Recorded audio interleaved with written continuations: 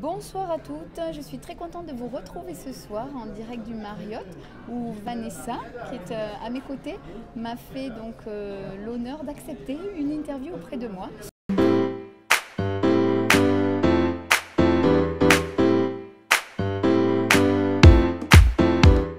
Bonjour Anne, merci de ton invitation. Donc effectivement on est en direct de l'hôtel Marriott. Je suis effectivement médecin généraliste remplaçante pour le moment puisque je ne suis pas encore installée, ça va bientôt venir, sur la région lilloise. Donc Vanessa, donc toi qui es dans le corps médical, je voulais donc discuter avec toi du cadre dans lequel tu interviens pendant le suivi de la grossesse des femmes. Dans quel cadre tu peux être amené à les rencontrer, les accompagner, comment tu peux leur venir en aide? Alors moi en tant que médecin généraliste, effectivement, je vois régulièrement au sein du cabinet donc dans lesquels je remplace effectivement des femmes enceintes, en sachant qu'on intervient surtout plutôt dans les débuts de grossesse.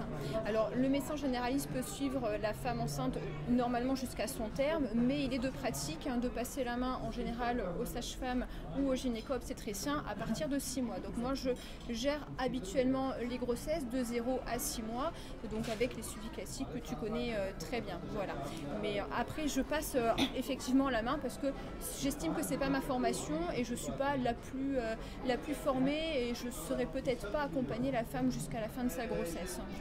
Donc tout ce suivi c'est pendant la durée de la grossesse.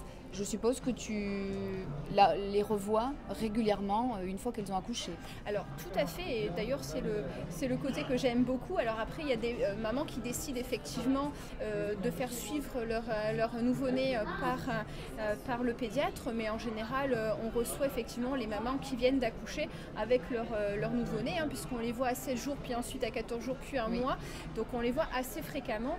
Et puis cette période en fait qui est vraiment transitoire pour elles, c'est vraiment une phase critique et vraiment des consultations qui sont très importantes à la fois pour la maman et à la fois pour le nouveau-né, puisque notre rôle c'est de faire le point effectivement pour voir déjà si la grossesse, l'accouchement s'est bien déroulé, si la maman est rentrée dans de bonnes conditions à domicile, si elle ne se sent pas dépassée par les événements, de faire le point sur l'allaitement si elle a choisi d'allaiter, sur les difficultés qu'elle a rencontrées et voir si le nouveau-né effectivement se développe tout à fait normalement. Voilà. Oui, donc ce que tu es en train de nous décrire là, en fait, ce que nous décrit Vanessa, c'est que en tant que médecin généraliste, elle est l'interlocutrice de proximité privilégiée pour la maman qui vient de rentrer à la maison avec son bébé.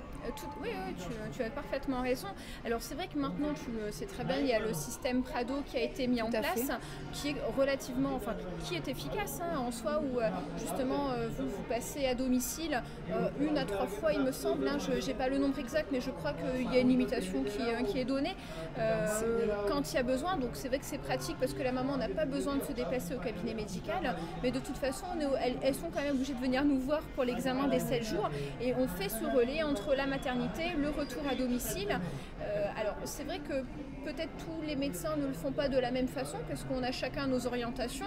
Oui. Moi la pédiatrie c'est quelque chose qui m'intéresse, la gynécologie obstétrique aussi, donc je le fais avec grand plaisir. Oui, c'est une histoire de sensibilité et étant une femme et maman toi-même d'un enfant en bas âge, effectivement, tu dois avoir certainement, le feeling doit très bien passer avec tes patientes. C'est ça, moi c'est quand même un côté que j'aime bien, donc je suis ravie quand je vois des jeunes mamans qui arrivent au cabinet. Et moi il me semble que c'est d'autant plus important que vous avez donc mesdames donc cette relation qui est créée de longue date en général avec votre médecin généraliste. Vous avez, comme Vanessa vous l'a dit, donc vos sages-femmes qui vous accompagnent également lorsque vous rentrez à la maison. Donc ça crée tout un réseau autour de vous qui est vraiment là pour vous guider et vous accompagner dans cette période très très floue du post-accouchement finalement. Et puis on est là aussi, je pense comme à votre rôle, mais de les rassurer en fait, parce que parfois à la maternité elles ont été très encadrées, très coucounées, et puis arrive le passage en fait où elles arrivent à domicile avec ce flot de questions, et puis il n'y a plus ce cocooning qui existait, il n'y a plus cet encadrement, et donc les jeunes mamans souvent quand c'est le premier enfant, alors c'est plus tout à fait vrai quand c'est le deuxième puis le troisième, mais en tout cas pour le premier enfant, il y a plein de petites questions, plein de situations auxquelles elles ne s'attendaient pas, et c'est vrai qu'on est en général le premier recours parce qu'on est facile d'accès, parce qu'elles ne savent pas tellement vers qui d'autre se tourner. Alors il y a les bons conseils des mamans, des copines, mais bon, c'est vrai que la vie médicale en général prime. Oui, mais je discutais aujourd'hui avec un jeune papa, là, il me racontait que sa femme avait accouché il y avait 4 jours, qu'elle était rentrée hier à la maison de la maternité et qu'effectivement, elle était perdue puisque pendant tout le temps de la grossesse, elle avait été très entourée, très encadrée par tout ce personnel médical et que maintenant finalement elle était dans le vide quoi, puisque à la maison, même si elle a la sage-femme qui est passée hier matin, mais 2 heures après elle était déjà en prise à de nombreux doutes.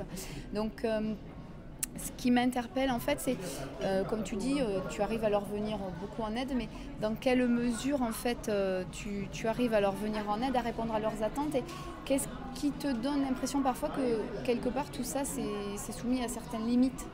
Alors là, il y a le côté, il y a la médecin qui va parler, mais il y a aussi la maman. Sur le côté médical, je dirais que nous, on est là pour rassurer sur le bien-être de l'enfant. On va donner des conseils que tu donnes aussi à tes jeunes patientes. Ça va être sur l'alimentation, ça va être sur les soins du bébé, savoir reconnaître les différentes pleurs.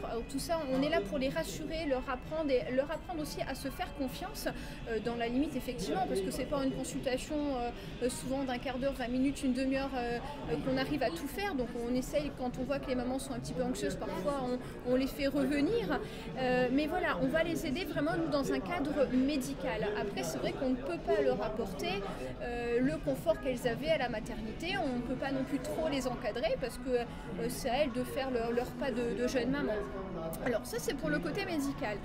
Pour le côté vécu personnel de jeune maman, c'est intéressant. Vrai qu'il y a un transfert en fait d'intérêt qui se fait au moment de la naissance, c'est-à-dire qu'on est au centre de l'attention pendant 9 mois, d'autant plus quand c'est le premier, et puis d'un seul coup, on s'intéresse plus tellement à vous en fait, on s'intéresse beaucoup au bébé. Donc vous rentrez tout seul à domicile, vous n'avez plus personne ne fait attention à vous, les gens viennent par rapport au psy, puis vous vous retrouvez un petit peu en désarroi, sans véritable suivi, sans véritablement comprendre ce qui se passe.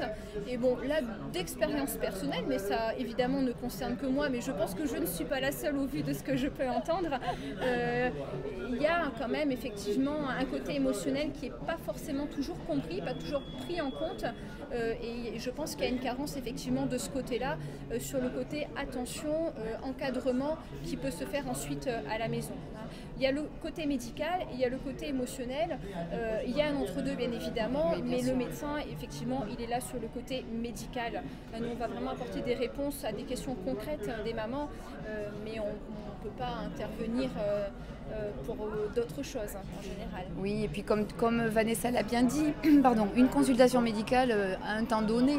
Donc oui, tu ne peux pas passer le jour et la nuit au chevet de ta patiente. On prend le temps qu'il faut bien Exactement. Évidemment. Alors après, voilà, on prend le temps qu'il faut effectivement pour assurer, pour donner les bons conseils, mais on n'est pas au quotidien avec elle bien évidemment. Quand elle quitte le cabinet, effectivement, elle se retrouve à domicile, parfois avec d'autres questions, d'autres interrogations, parfois toujours avec leur peur parce qu'on n'arrive pas toujours à lui rassurer la manière dont on voudrait. C'est ce qui se passe déjà pendant la grossesse, en fait, finalement. Oui, oui, tout à fait, effectivement. Voilà. Mais encore une fois, pendant la grossesse, je pense que le vécu est un peu différent parce que l'attention est beaucoup plus centrée sur elle-même. Et après, il manque, je pense, un petit peu ce côté, d'un seul coup, elles ne sont plus au centre de l'attention. Et je pense qu'il y a la fatigue à gérer, il y a le bouleversement hormonal à gérer, l'arrivée d'un nouveau-né. Il y a beaucoup de choses à gérer auxquelles on n'est pas toujours préparé, notamment sur l'arrivée d'un premier enfant. Oui. Et même quand on fait partie du corps médical. Tout à fait. Ah oui, alors d'autant plus quand on fait partie d'un corps médical parce qu'on pense... le personnel qui nous entoure pense qu'on sait tout, mais en fait, on est une jeune maman de toute façon. C'est une première fois pour nous aussi. On est des êtres humains. Donc, penses-tu, du coup, par rapport à tout ce que tu viens de me dire, que finalement, avoir un programme qui puisse t'accompagner, ou pendant la grossesse, ou pour accoucher, ou pour le retour à la maternité, soit finalement un bon complément de toutes ces consultations médicales qu'on puisse trouver? Je pense que c'est un complément quasiment indispensable parce que il est certain, en tout cas j'ai trouvé encore tout à fait du côté de la maman il m'a manqué quelque chose. Il m'a manqué quelque chose, même si le personnel était au petit soin pour moi, même si j'ai eu une écoute attentive, pour moi, elle n'a pas été suffisante. Donc j'essaie d'être attentionnée envers mes jeunes patientes, mais je sais que je ne peux pas leur apporter toute l'aide que j'aimerais leur apporter, et je pense qu'effectivement un suivi par la suite est quasiment indispensable. Oui, puisqu'en fait ce que tu es en train de dire, c'est que pendant qu'elles sont dans ton cabinet, tu leur donnes tout ce dont elles ont besoin, donc elles se remplissent de ça, et une fois qu'elles ont passé la porte, certainement que c'est comme un soufflet.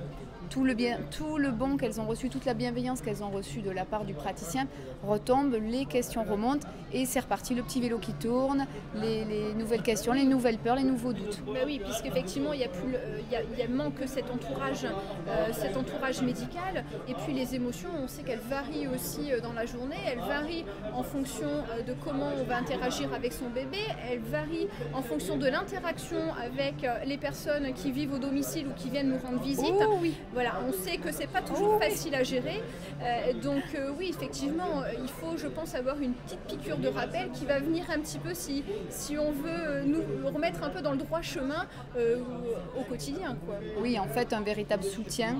C'est ça, il faut un soutien régulièrement présent. D'accord, bah écoute, je te remercie beaucoup Vanessa pour cette interview, c'était vraiment très sympathique. Merci à toi Anne. Avec plaisir. Donc mais voilà, écoutez, j'espère que vous avez aimé cette vidéo. Donc je vous invite donc à liker la vidéo, à vous abonner à ma chaîne YouTube et puis surtout à partager à une de vos amies enceintes si ce n'est pas votre cas. Voilà, allez, bye bye, à bientôt. Au revoir.